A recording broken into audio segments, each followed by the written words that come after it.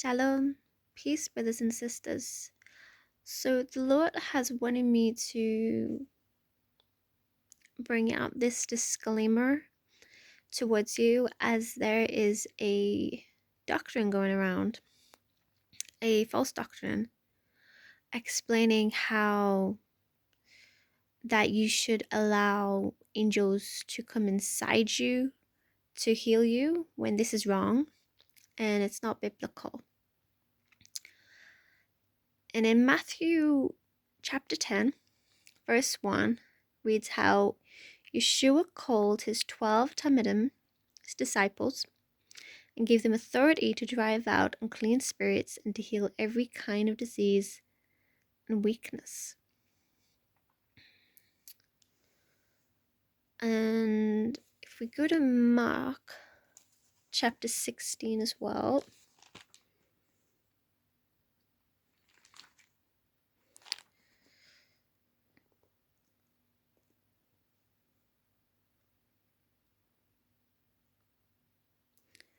verse 18 shows how the disciples do this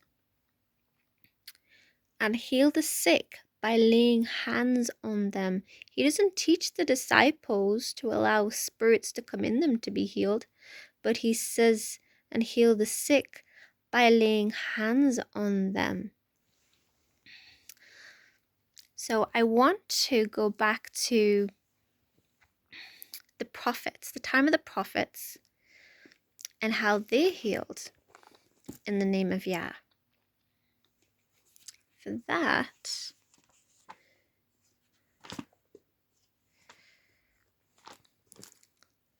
we need to go to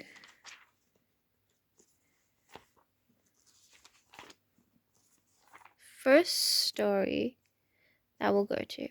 We'll go to 1 Kings chapter 17. I'm already there. Chapter 17, verses 22 to 23.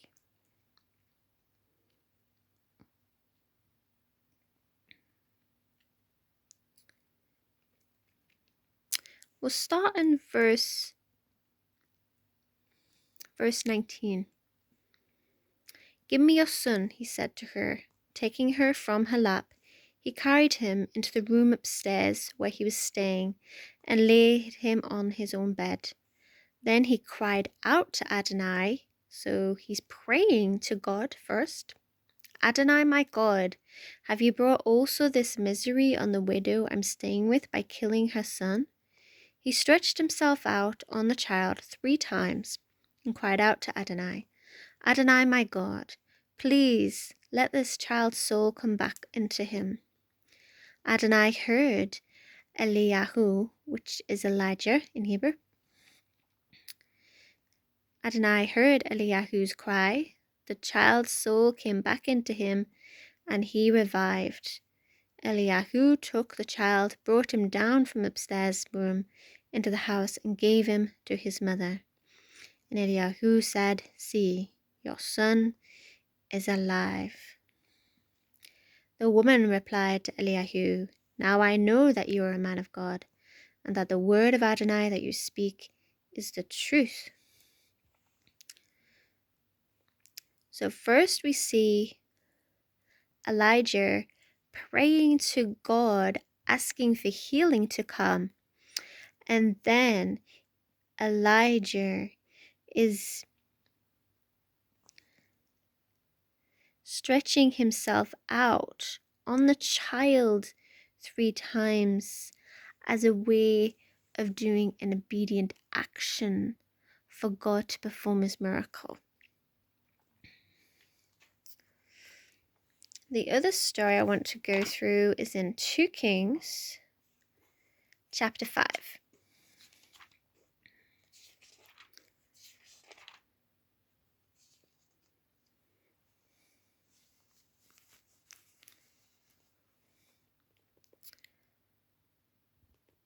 From verse 1.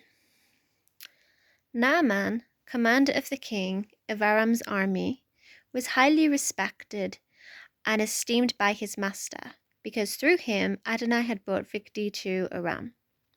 But although he was a brave warrior, he also suffered from Tazarat, which was like a skin disease. Now, on one of their raids into Israel's territory, Aram carried away captive a little girl, who became a servant for Naaman's wife. She said to her mistress, "I wish my lord could go to the prophet in Shomron. He could heal his Tazarat." Naaman went in and told his lord, "The girl from the land of Israel said such and such." The king of Aram said, "Go now, and I will send a letter to the king of Israel." He set out, taking with him 660 pounds of silver, 6,000 pieces of gold, and 10 changes of clothes.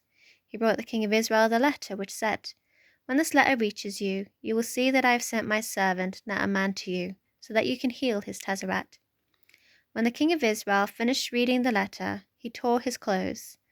"Am I God, able to kill and make alive?" he asked, "so that he sends me a man to heal of Tazarat? You can see that he is only seeking an excuse to quarrel with me." But when Elisha, the man of God, heard that the king of Israel had torn his clothes, he sent a message to the king. "Why did you tear your clothes? Just have him come to me, and he will know that there is a prophet in Israel." So Naaman came with his horses and chariots and stood at the door of Elisha's house. Elisha sent a messenger to him who said, "Go and bathe in the Jordan," which is Jordan in Hebrew, 7 times. Your skin will become as it was, and you will be clean. But Naaman became angry and left, saying, "Here now, I thought for certain that he would come out personally, that he would stand, call on the name of Adonai his God, and wave his hand over the diseased place, and thus heal the person of Tazarat. Aren't Amanah and Parpar, the rivers of Damascus, better than all the water in Israel? Why can't I bathe in them and be clean?" So he turned and went off in a rage. But his servants approached him and said, "My father, if the prophet has asked you to do something really difficult, wouldn't you have done it? So doesn't it make it even more sense to do what he says, when it's only, bathe and be clean?" So he went down and immersed himself 7 times in the Jordan, as the man of God had said to do, and his skin was restored and became like the skin of a child, and he became clean. So in this, he doesn't even have to touch the person in order for Yah to perform power through the man of God. But all he has to do in this instance is go in the water to be clean. Let's go back to the Gospels. Let's go to James.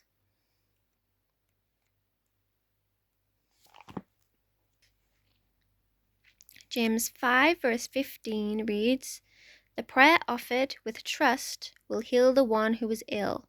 The Lord will restore his health, and if he has committed sins, he will be forgiven."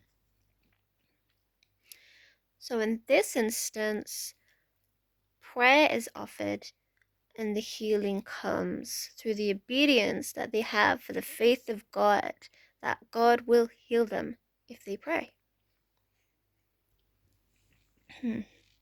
Let's have a look at how Jesus heals. For this, we're going to Mark chapter 6.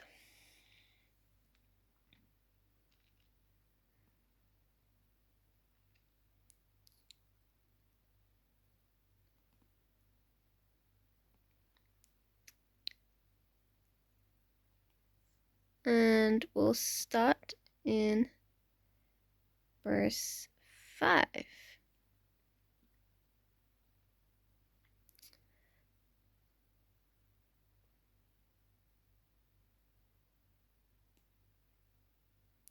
So he could do no miracles there other than lay his hands on a few sick people and heal them.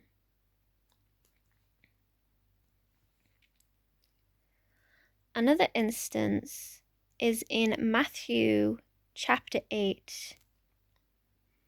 This is all about by God's will we are healed. God's will.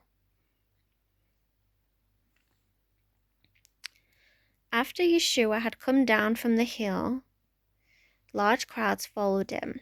So that's chapter 8 of Matthew, verse 1. Then a man afflicted with Tazarach came, kneeled down in front of him and said, Sir, if you are willing, you can make me clean. Yeshua reached out his hand, touched him, and said, I am willing, be cleansed. And at once he was cleansed from his Tazarach. Then Yeshua said to him, See that you tell no one, but as a testimony to the people, go and let the Cohen, the priest, examine you and offer the sacrifice that Moshe commanded. In this example, the man knows that we cannot be healed unless it's the will of God. And so that's why he said, if you are willing, make me clean. And Yeshua reached out his hand, touched him, and said, I am willing, be cleansed.